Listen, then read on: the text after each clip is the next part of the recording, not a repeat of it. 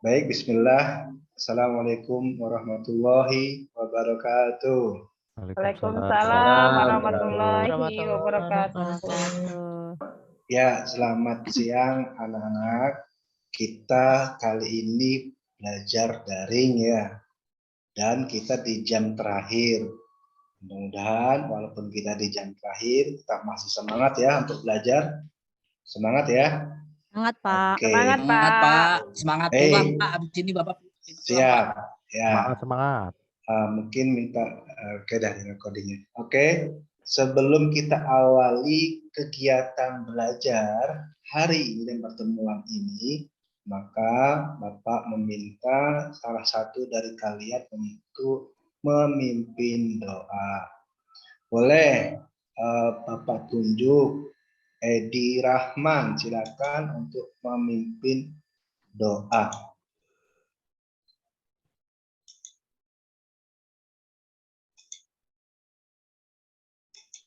Silakan Edi Rahman untuk memimpin doa. Baik, kawan-kawanku yang saya hormati, sebelum pembelajaran ini kita mulai, untuk mendapat keberkahan dan kemudahan ilmu yang didapatkan, mari kita bersama-sama berdoa. Berdoa dipersilahkan.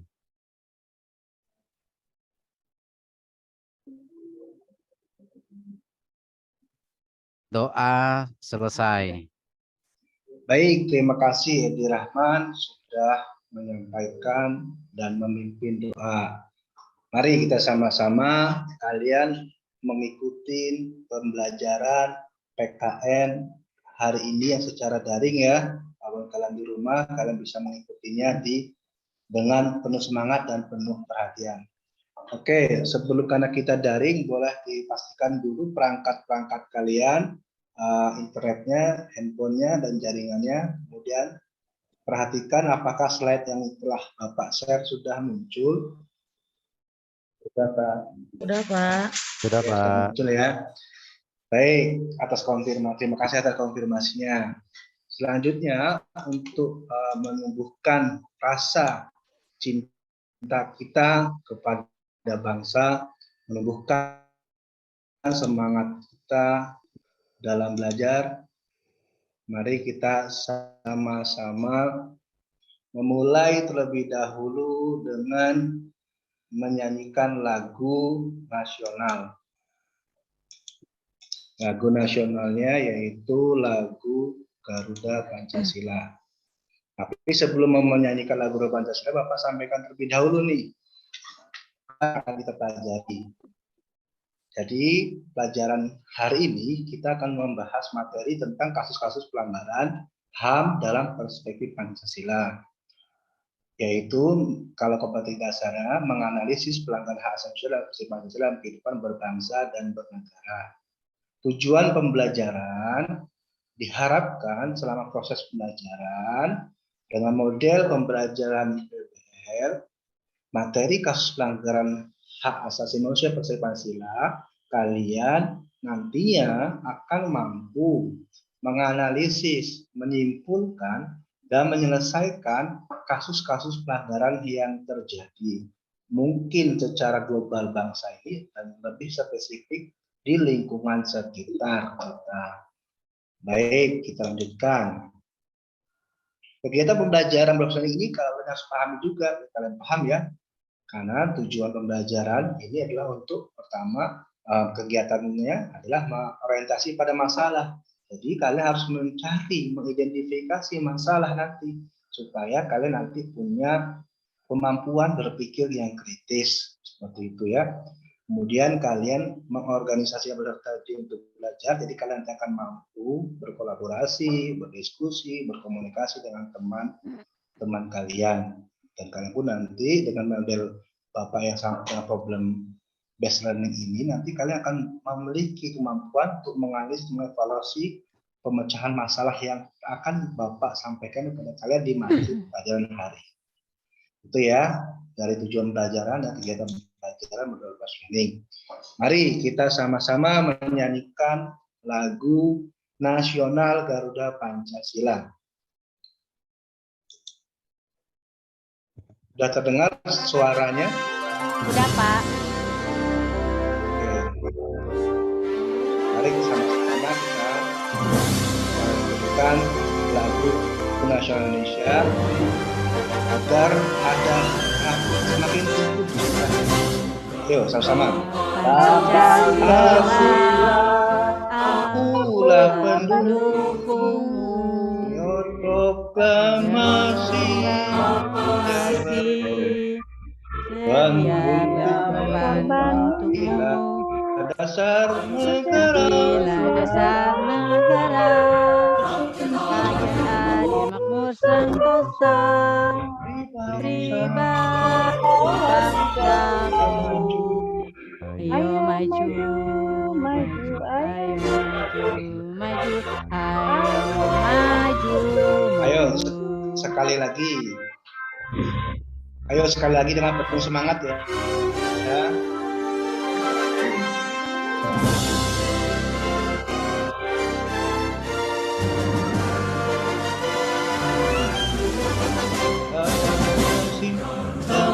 Pancasila, akulah pendukungmu.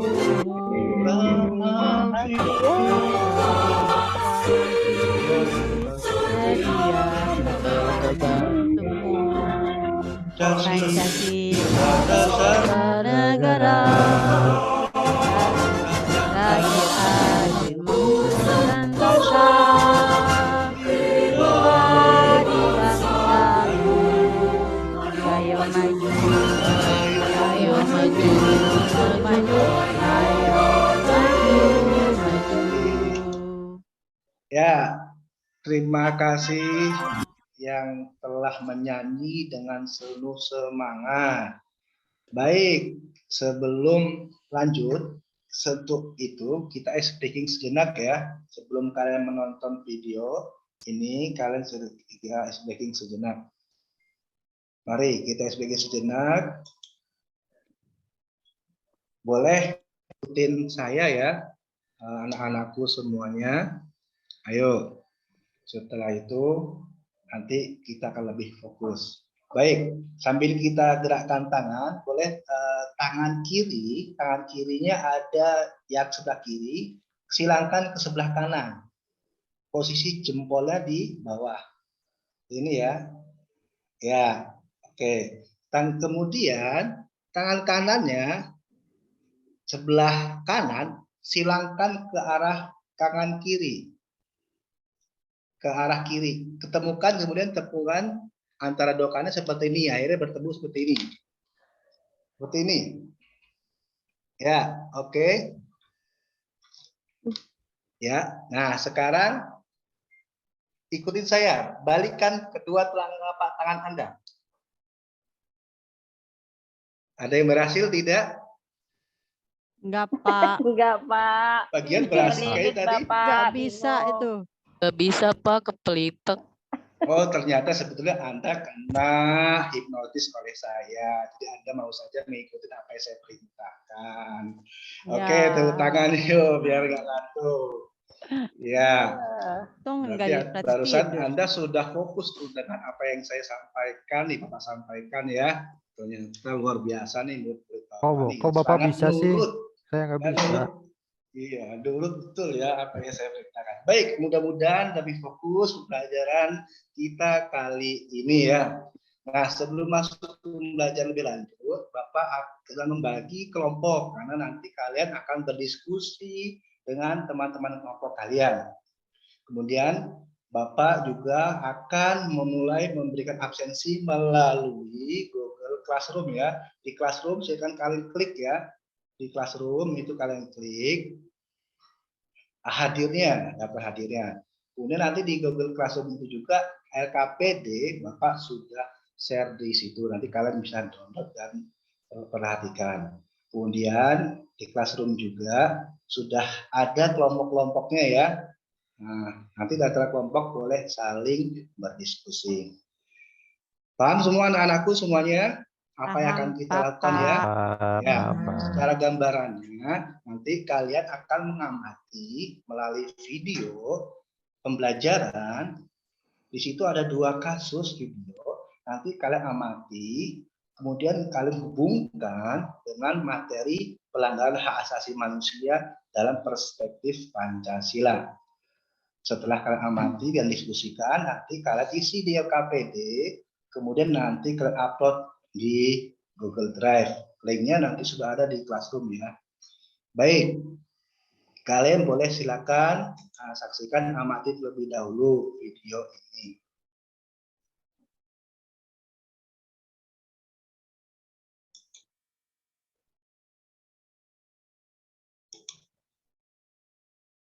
Sudah terlihat semua? Belum, Pak. Belum, Pak. Belum Nah, ya? udah mulai Udah, kelihatan, Pak. Pak. Baik, silakan kalian amati, fokus, konsentrasi untuk bisa kita langsung diskusikan dalam pembelajaran kali ini.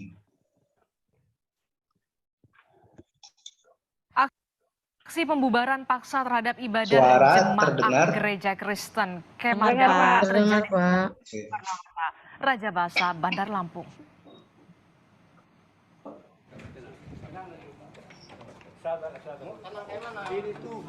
Udah, Pak, mau ibadah, Pak. Mau ibadah dulu. Dalam rekaman video yang beredar luas di media massa terlihat beberapa warga mendatangi sebuah gereja yang tengah digunakan untuk beribadah. Bahkan satu orang diantaranya merupakan ketua RT setempat memaksa masuk dan menghentikan ibadah yang tengah berlangsung. Mereka juga memaksa para jemaat untuk bubar. Aksi pembubaran ini dilakukan dengan alasan gereja yang dipakai belum memiliki izin. Sementara itu pengurus gereja mengaku sudah mengurus izin ke pihak terkait. Kini aksi pembubaran ini ditangani oleh kepolisian setempat. Ya, tapi kami dari gereja ini tahun 2014 ya sudah membuat izin ya, itu sudah dapat 60 bahkan 75 ya, 75 KTP pendukung warga sekitar sama ada tantangan, dan ada 90 KTP jemaat lokal kita pengguna gedung ya. Dan situ juga sudah lengkap ada RT, RT ya, ada 3 RT. Pertama, boleh kalian saksikan video kedua.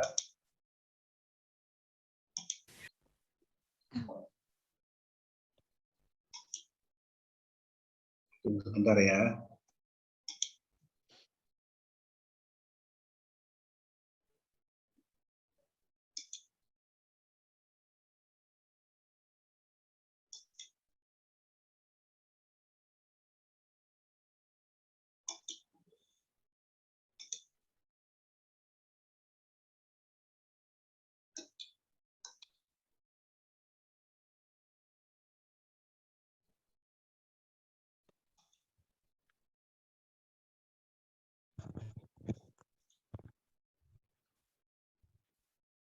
Sudah terdengar?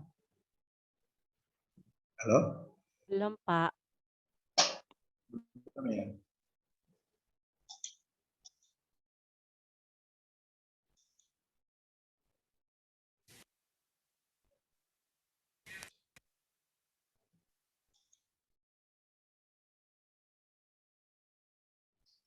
Baik, video pertama sudah kalian saksikan tadi. Nanti video kedua tentang mudah-mudahan bisa kalian saksikan ya. Ya, oke, sudah terlihat. Pemirsa, ruas jalan di Ciledug, Kota Tangerang, Banten ini dipenuhi tumpukan sampah yang berjejer di tengah jalan sepanjang 1 km. Sudah terlihat. Kondisi tersebut video sangat mengganggu kedua. masyarakat dan juga pengguna Halo. jalan di lokasi. Kenapa? Sudah Karena kelihatan aroma gitu. bau busuk yang Sudah ya. menyengat ini berdampak juga bagi kesehatan mereka.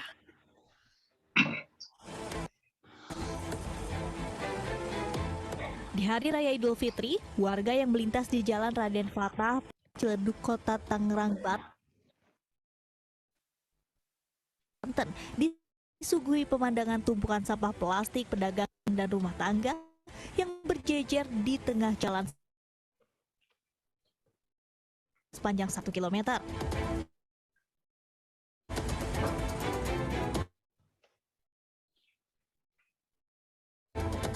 Pemicu tumpukan sampah karena minimnya petugas kebersihan dari Kota Tangerang yang bertugas mengangkut sampah-sampah tersebut. Faktor lainnya karena rendahnya kesadaran Semua. Baik, seperti ada terkendala di jaringan tadi sempat keluar. Boleh dari video tersebut silakan coba dari anak-anakku semua. Ada yang ingin disampaikan pendapatnya? Iya, Pak. Silakan, Sawaludin. Iya, tadi dari video yang di Ciledug ya Pak ya, itu buang sampahnya sembarangan, apalagi itu pasar, dekat pasar, jadi nanti pasarnya nggak higienis Pak, bau gitu, jadi apa ya, kayak melanggar aturan, melanggar hak gitu, jadinya semua orang banyak yang dirugikan karena banyak yang buang sampah secara sembarangan. Itu Pak sih. Kalau untuk video yang pertama itu Pak apa, Larangan ibadah. Apa pelarangan ibadah itu ya katakan kita kan beragam agama ya Pak ya, ya seharusnya kan memang tidak dilarang untuk beribadah dimanapun, karena ibadah itu kan sesuai dengan kepercayaan dan juga keyakinan kita masing-masing Pak. Gitu. Iya, terima kasih Sawaludin. Mungkin ada yang lagi menanggapi? Saya Pak. Silakan, Kian juga. Ya, di video yang pertama saya berkomentar bahwa itu tidak seharusnya dilakukan Pak, karena sudah sebagai masyarakat Indonesia kita harus menghargai adanya keragaman dan toleransi antar umat beragama. Kemudian di video yang kedua Pak, komentar saya seharusnya itu tidak terjadi kalau setiap warga itu bisa melaksanakan kewajiban minimal membuang sampah pada tempatnya Pak. Makasih Pak. Bagus sekali Gian juga dan Sawaludin. Nah, dari situ nanti kalian boleh silakan diskusi dengan teman-teman yang sudah berbagi di kelompok untuk menyelesaikan permasalahan yang ada di lingkungan sekitar. Ini LKPD-nya nanti kalian boleh isi. Nanti setelah kalian isi LKPD-nya, kemudian kalian presentasikan. Nah, ini LKPD-nya. Nanti kalian bisa saling ya bertanya juga kepada temannya. Di sini ada 2 kelompoknya masing-masing ya, mengisi LKPD. Yang pertama ini kasus yang pertama, kalian isi nanti. Setelah kalian mengamati video ini sebagai guru masing-masing berdiskusi tentang pelanggaran yang terjadi pada perbuatan beribadah atau pada saat ibadah pelarangan ibadah. Yang kedua nanti kalian bisa juga isi nanti lembar kerjanya juga nanti kalian isi seperti yang ada di lembar kerja LKPD. Selanjutnya di permasalahan kedua juga kalian boleh identifikasi masalahnya, kemudian cari akar masalahnya, kemudian nanti dipresentasikan di depan teman-teman kalian. Seperti itu ya. Nah, tentu kalian bisa menggali informasi lebih dalam tentang apa sih hak asasi manusia itu. Apa sih kewajiban asasi manusia itu? Jadi, kalau kita sudah memahaminya lebih dalam, kalian nanti akan bisa menemukan, menganalisis masalah-masalah kasus pelanggaran HAM yang ada terjadi di lingkungan sekitar kita. Baik, kita lanjutkan. Nah, sebelum kita lanjutkan, apa sih pengertian HAM itu sendiri? Boleh ada yang bisa menyampaikan pendapatnya, nanti kita akan satukan dengan pendapat lain. Saya Pak. Silakan, Rifaid ya. Ya Pak. Silakan Rifaid. Menurut saya yang dimaksud dengan HAM itu adalah hak dasar atau hak pokok yang dimiliki oleh manusia sejak lahir sampai meninggal dunia Pak. Ya, bagus Rifaid. Ya, yang lain Masih, mungkin Pak. ada. Ya, sama-sama. Silakan yang lain mungkin ada. Saya Pak. Silakan Gian Hak Yoga. itu adalah sesuatu yang diberikan oleh Tuhan yang Maha Kuasa kepada kita. Baik, ya itu dua pendapat dari teman kalian ya. Nah, kita lihat pendapat dari yang lainnya dari beberapa tokoh dan pendapat dari Undang-Undang Dasar. Boleh silakan salah satu dari kalian membaca literasi atau yang ada di tampilan di slide-nya supaya kalian lebih semangat minat membacanya. Ayo silakan. Iya Salah Pak. satunya. Boleh silakan Sawaludin. Oke Pak, ini menurut Undang-Undang Republik Indonesia Nomor 39 Tahun 1999, hak asasi manusia adalah seperangkat hak yang melekat pada hakikat dan keberadaan manusia sebagai makhluk Tuhan Yang Maha Esa dan merupakan anugerahnya yang wajib dihormati, dijunjung tinggi dan dilindungi oleh negara, hukum pemerintah, dan setiap orang demi kehormatan serta perlindungan harkat dan martabat manusia menurut Undang-Undang Nomor 39 Tahun 1999. Terus menurut Jan Matterson, hak asasi manusia adalah hak-hak yang melekat dalam diri manusia tanpa hak itu manusia tidak dapat hidup sebagai manusia. Dari pengertian tersebut terkandung dua makna, yaitu HAM merupakan alamiah dan juga hak dan juga hak instrumental. Secara sederhana, hak asasi manusia itu adalah hak dasar manusia menurut kodratnya yang pada dasarnya di dalam diri manusia selalu melekat tiga hal, yang ini hak kebebasan dan juga hak kebahagiaan, hak hidup juga. Baik, terima kasih Sawaludin yang sudah membacakan. Jadi Bapak harap kalian juga membaca itu ya, jadikan hobi ya, jangan harus sekedar main game terus ya.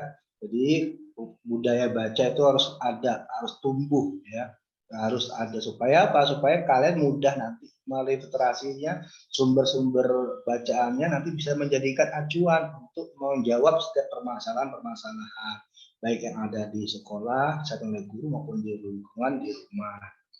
Baik, terima kasih atas yang telah dibaca oleh Sawaludin. Nah, dari pendapat rekan teman-teman kalian yang di kelas sama pendapat dari undang-undang dan pendapat dari salah satu tokoh Jan Matterson, ada hubungannya ya? Nyambung ya? Nyambung nggak tidak? Nyambung, Pak. Oh, nyambung ya. Berarti kalian sudah mulai sedikit paham tuh bahwa itulah HAM intinya ya, yaitu hak yang sudah kita dapat sejak lahir yang anugerah diberikan oleh Tuhan.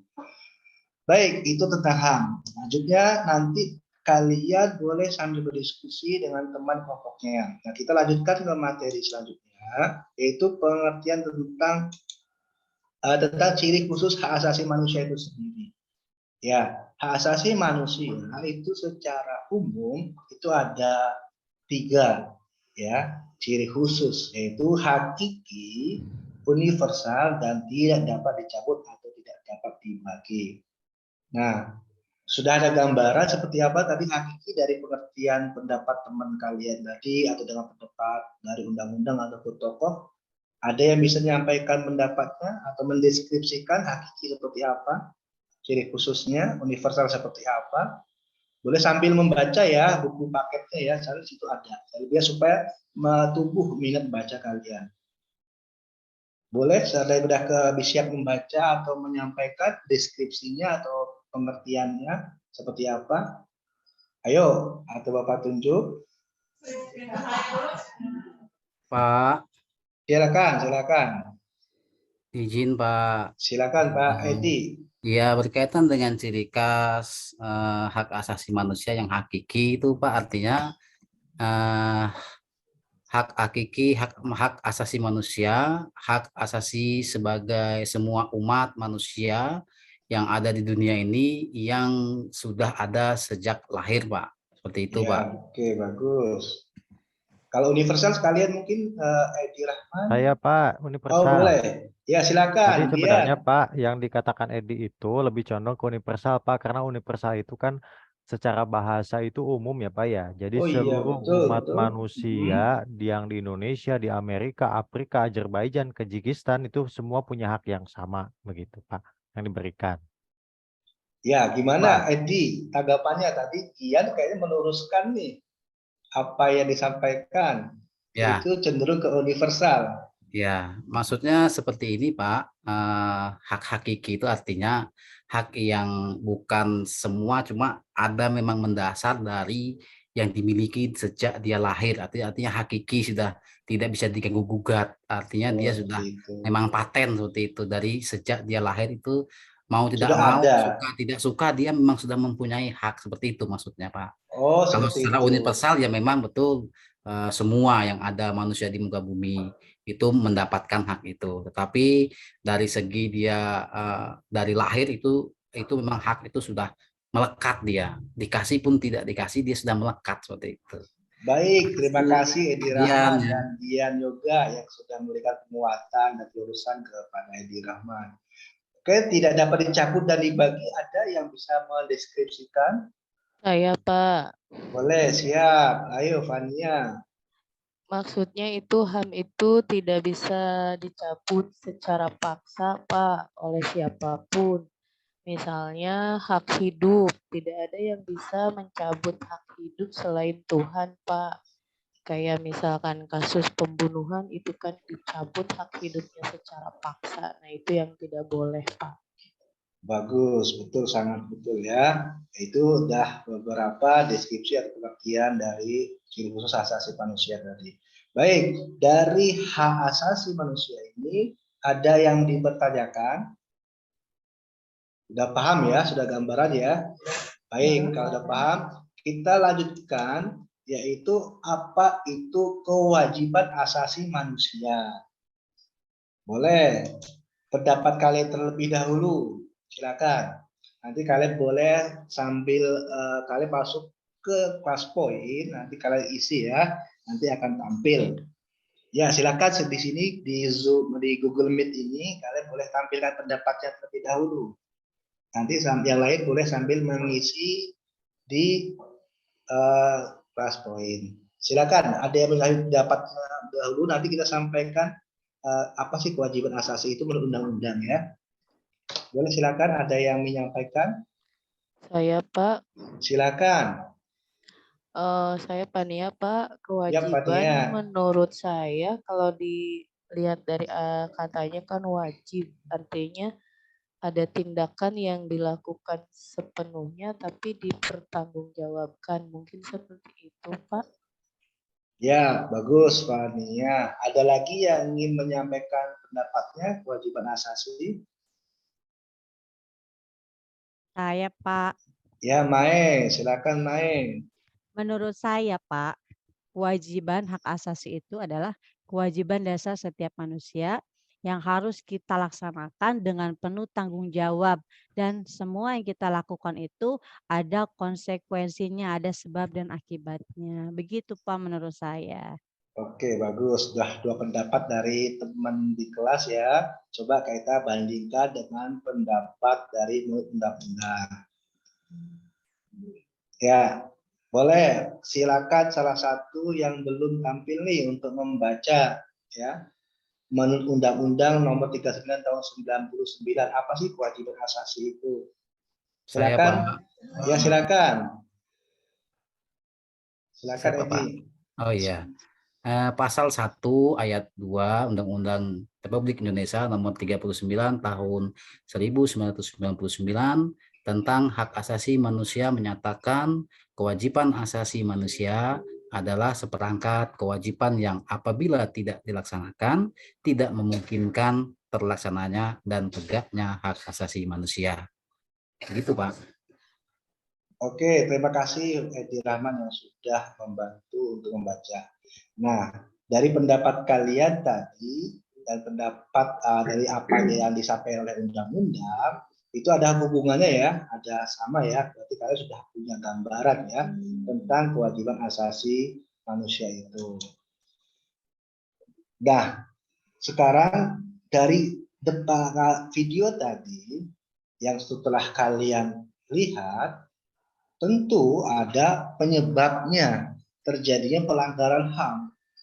Ya, sebelum masuk coba dari kalian apa kira-kira pendapatnya? Bapak masih gambaran Kalau penyebab atau faktor biasanya itu ada dua ya, faktor dari diri sendiri itu manusia atau faktor dari luar. Nah, coba boleh dari salah satu dari kalian penyebab pelanggaran HAM itu apa? Coba. Boleh Pak. Silakan Sawaludin. Dari tadi yang kalau berkaitan dengan video yang pertama Pak. Iya betul. Itu faktor internalnya menurut saya kita kurang menghargai perbedaan, terutama perbedaan budaya agama Pak. Tuh karena kan memang kita bagus sekali betul. Berbeda agama, terus sesuai dengan sila pertama ya Pak. Iya betul. Kita ada beberapa agama di sini kurang menghargai, kurang toleransi lah Pak. Oke, itu dari faktor internal apa eksternal berarti Pak? Internalnya Pak. Internalnya. Baik Sawaludin. Ya, bagus.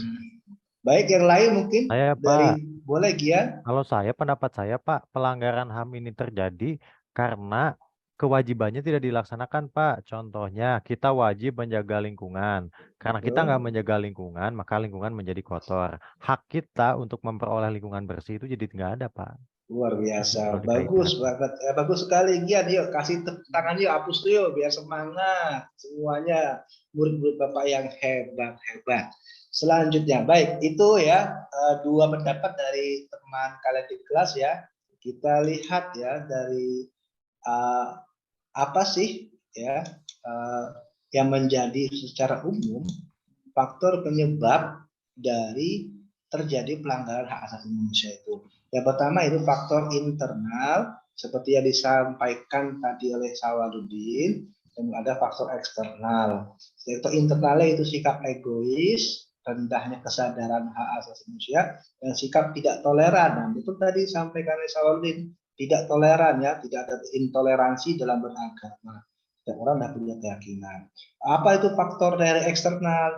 Adanya penyalahgunaan kekuasaan, tidak tegas aparat hukum dan menegakkan hukum. Padahal sudah ada undang-undangnya, sudah ada ancaman dan sebagainya. Penyalahgunaan teknologi maupun kesenjangan sosial ekonomi tinggi. Nah, anak-anakku semuanya, dari semua materi ini yang kita pelajari, silakan nanti kalian mencari kasus-kasus pelanggaran yang ada di sekitar kalian. Kemudian analisis kasus tersebut, bagaimana berikan solusinya. Nanti setelah kalian menemukan, maka hasilnya kalian tuangkan dalam PowerPoint. Nanti sesuai dengan LKPD-nya, nanti minggu depan kita presentasikan. Paham anak-anak sampai sini? Siapa? Nanti boleh dicek lagi ya di classroom LKPD-nya dan absensi juga jangan lupa. Baik, kita sudah menyelesaikan pembelajaran kali ini. Kita sama-sama yuk merefleksi diri kita. Apakah kita sudah mengikuti pembelajaran hari ini dengan baik? Terus apa yang harus kita perbaiki di depan nih selama pembelajaran daring? Tentunya ya banyak hal ya kalau daring ini harus kita perbaiki ke depan. Mulai jaringan internet, perangkat laptop kita dan sebagainya. Terima kasih kalian sudah hadir dan mengikuti pembelajaran PKN dalam materi kasus pelanggaran HAM ini dengan baik. Nanti kalian silakan diskusikan dengan teman kelompoknya bersama-sama di luar kegiatan belajar mengajar ya. Kemudian nanti kalian presentasikan, kalau misalnya ada waktu sebelum selesai boleh kalian besok diskusikan lagi di kelas bersama-sama ya. Kemudian nanti presentasikan. Oke, itu saja mungkin yang Bapak disampaikan. Minggu depan kita bertemu kembali. Dan kita mari sama-sama berdoa, ucapkan Alhamdulillahirabbil alamin. Bapak tutup ya. Assalamualaikum warahmatullahi wabarakatuh. Terima kasih Bapak. Terima kasih Pak. Sama-sama. Terima kasih ilmunya Pak.